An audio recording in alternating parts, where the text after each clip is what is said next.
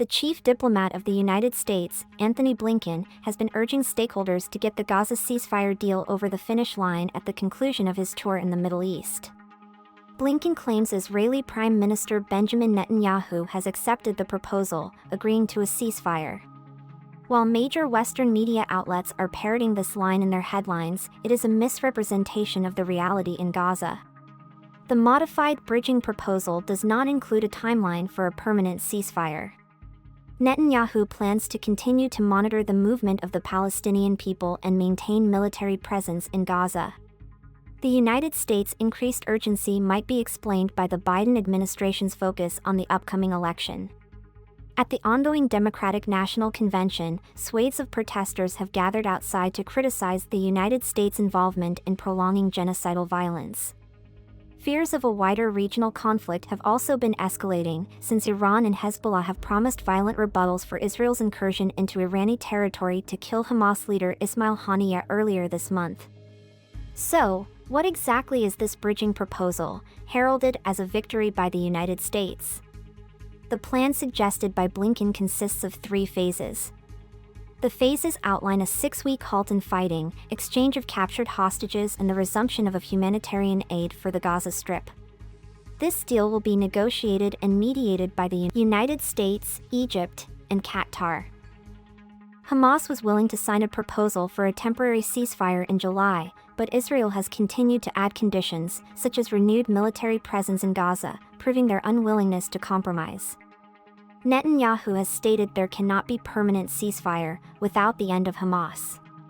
United States officials and Israeli top brass say his goal of completely dismantling Hamas is impossible.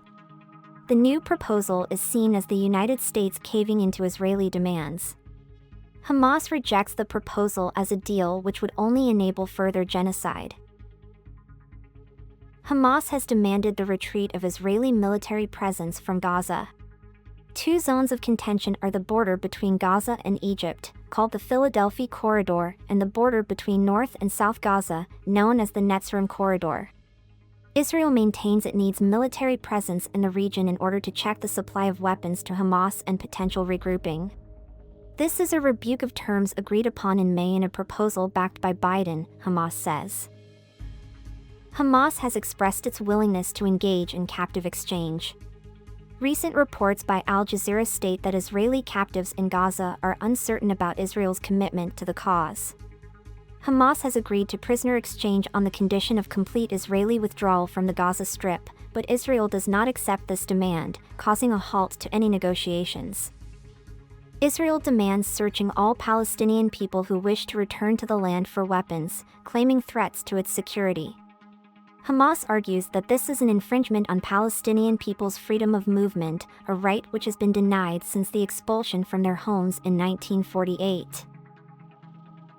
The International Court of Justice issued a binding order to Israel in January demanding aid be supplied to citizens in need of it. Thousands of Palestinians are fatally injured and starving, as the Israeli state justifies the halting of aid as a war strategy. Israel has yet to comply to demands by international human rights organizations, despite protests by Hamas. Reports have placed Gaza's death toll above 40,000 for weeks. However, this figure conceals hidden losses because of missing people, bodies buried under masses of rubble, and deaths linked to ailing health.